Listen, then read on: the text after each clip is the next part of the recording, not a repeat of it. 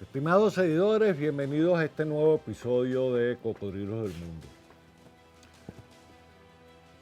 Para mí es algo realmente increíble poder presentarles este episodio porque es sobre la actividad que realizan los aborígenes en Australia. En mi reciente viaje a Darwin, territorio del norte, para asistir a la reunión mundial de cocodrilos, hubo una ponencia oral donde se presentaron 4 aborígenes mostrando el trabajo de conservación que ellos realizan con el cocodrilo de agua salada o cocodrilos porosos en sus tierras naturales. Y quedé impresionado porque realmente ellos lo que están es aprovechando los recursos.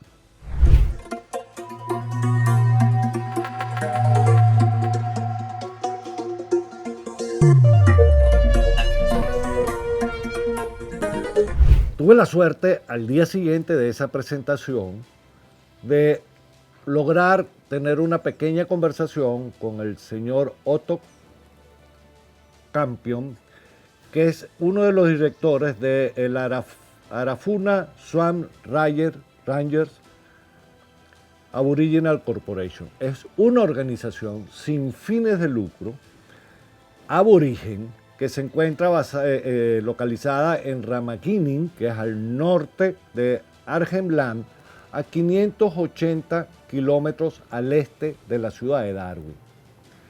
Esta corporación, esta organización, no solamente se dedica a la conservación del cocodrilos porosos o cocodrilos de agua salada, sino que tiene muchas actividades alrededor. Y lo interesante es que es manejada por la comunidad aborigen en esta población que se llama Ramakinin. Parte del trabajo que ellos realizan, por ejemplo, antes de entrar con el tema de cocodrilos, es que las abuelas o madres de los rangers, como ellos se denominan, son las que realizan las pinturas aborígenes, que son vendidas posteriormente en las diferentes ciudades en todo el norte de Australia. Estas personas, estos rangers que nacieron y viven en estas localidades, en el pasado, en el caso de Otto, él era cazador de cocodrilos y desde el año 2016, cuando implementan este programa que consiste en colecta de huevos, incubación, nacimiento de los cocodrilos, levantamiento por 9 meses hasta que tengan una talla aproximadamente de 1 metro y después son vendidos a los diferentes criaderos con fines comerciales del territorio del norte. El dinero que ellos reciben por esta actividad económica entra a unas cuentas bancarias que maneja la organización y se distribuye en los diferentes programas de conservación que ellos adelantan, que incluye también además programas de salud, programas de mejoramiento de vivienda, y si hay una ganancia, se distribuye entre los diferentes participantes de los diferentes programas que ellos vienen elaborando. Estos rangers tienen un entrenamiento dependiendo de si están en la parte de aves o dependiendo si están en la parte de conservación de ecosistemas o si están en el programa de los cocodrilos. Ellos reciben un entrenamiento para mejorar su capacidad formativa en la elaboración de sus actividades de campo. Las instalaciones son impresionantes, como pueden ver en los videos. Es con una alta tecnología. Realmente yo quedé impresionado con la inversión económica que se viene realizando en el caso de los cocodrilos en particular. No solamente aprovechamiento de la luz solar, sino en la infraestructura que ellos mantienen. Ellos realizaron una presentación oral, que fue lo que les comenté al inicio, donde me llamó la atención y muestran diferentes facetas del proyecto de los cocodrilos. Sin embargo, para lograr ellos desarrollar todo esto, hay un consejo dentro de la organización donde ellos mismos son los que la dirigen y van desarrollando las diferentes actividades que van promocionando con el tiempo y van apoyadas con el gobierno. ¿En qué sentido? El gobierno reconoce que esas tierras ancestrales pertenecen a esta comunidad aborigen, les permiten desarrollar cualquier tipo de actividad o programa de aprovechamiento o conservación de los recursos naturales, y ellos simple y llanamente se aprovechan de ese recurso obteniendo una mejor calidad de vida. En este sentido, es una actividad que podría copiarse en muchos de los países de Latinoamérica, donde se demuestra que bajo un buen seguimiento, una buena implementación y una buena organización es factible vivir e implementar programas en la naturaleza relacionada con las comunidades que se encuentran alrededor de los diferentes recursos naturales. En el caso particular, cocodrilos en Australia. Aquí van a poder observar diferentes videos de las actividades que ellos vienen realizando en la conservación del Cocodrilus porosus en Bellingham por parte de esta corporación. La digo en inglés porque es Arafura Swamp Range Aboriginal Corporation, mejor conocida como ASRAC. La pueden buscar en internet, asrac.com, y van a quedar sumamente sorprendidos con lo que estas personas vienen realizando. Después de observar la presentación oral de los aborígenes dirigida principalmente por el señor Otto Caption, tuve la oportunidad al día siguiente de grabarle una entrevista para que nos explicara mucho mejor en qué consiste el programa de conservación que ellos vienen realizando con el Cocodrilus porosus, que se la vamos a dejar a continuación, y nos dará una mejor explicación de cómo funciona y cómo implementan este programa. In this opportunity, I have the honor to talk with Otto Campion. Campion is he born in Northern Territory, no? You born here? Yeah. And he working in Aboriginal lands and have a wonderful project of sustainable use of Cocodrilus porosus. Can you explain me what is the project and what is the goal of the project and how the community, your community, obtain benefits for this? Well, I think back in 1950, our people started to walk off from our original home into Broadtown because of government policy establishing homeland. Yeah. So as soon as we moved into Broadtown and our crocodile population started to get up because we are hunter and gatherer. So yeah, And you was a hunter in the past. yeah, we used to hunt Yeah. and keep that numbers down by taking that egg. But sometimes we used to catch some mother ones or father one just for free. And when I was little, I used to swim with crocodile. I went through my traditional school, like doing men's ceremony and getting stronger so that I can.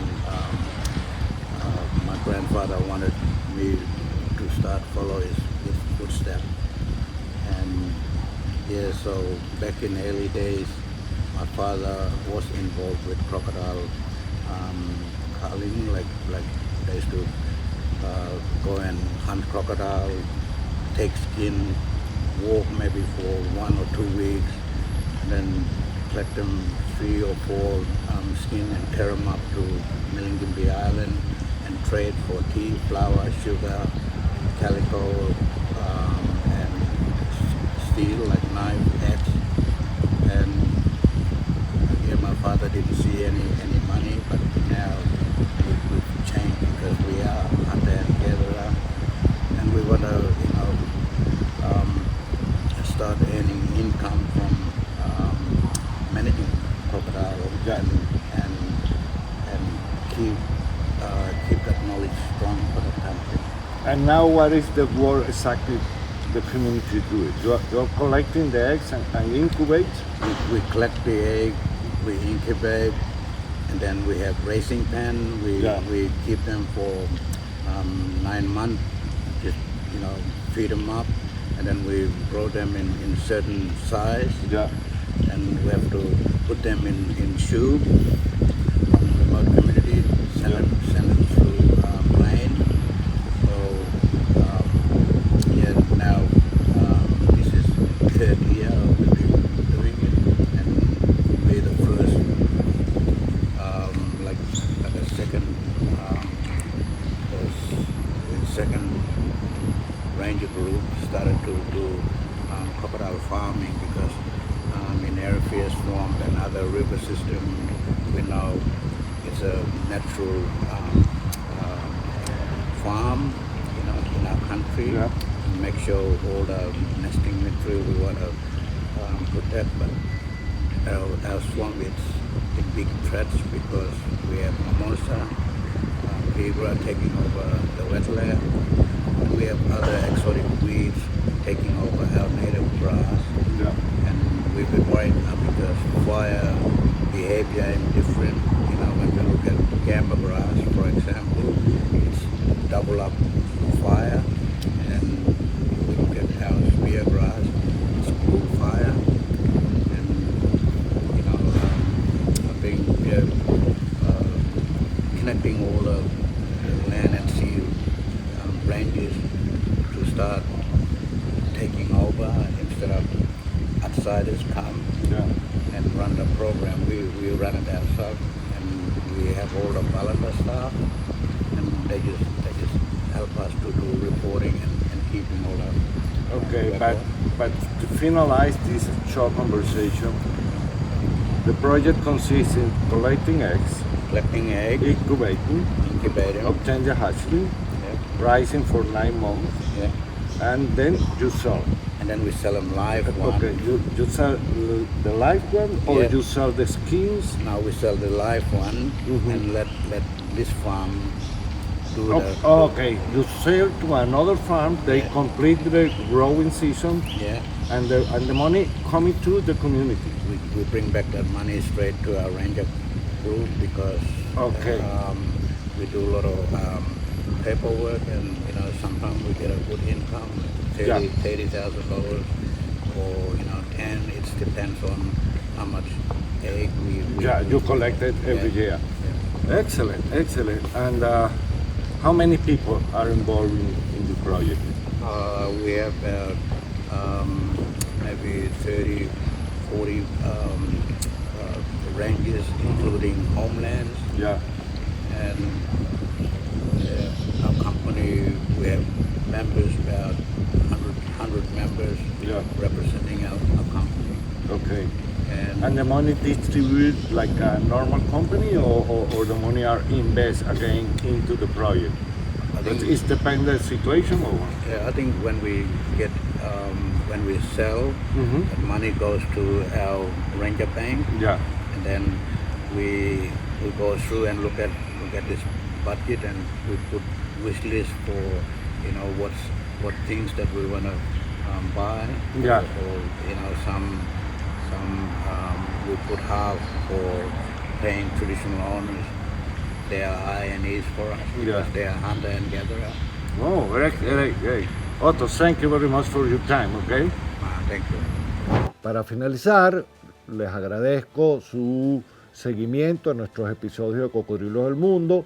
A aquellos que no estén suscritos en nuestro canal de YouTube de Río Verde, bienvenidos sean para que reciban las notificaciones de los diferentes nuevos episodios Cocodrilos del Mundo. Y aquellos que estén en capacidad y deseen colaborar financiando o aportando una pequeña cantidad de dinero, tenemos la plataforma de patreon.com, donde Río Verde está destinando gran parte de ese dinero a los diferentes programas de conservación que apoya y adelanta a través de videos y material didáctico para mejorar la conservación y captar más personas que nos apoyen. Una vez más, Álvaro Velasco les agradece su atención y nos vemos en un siguiente episodio.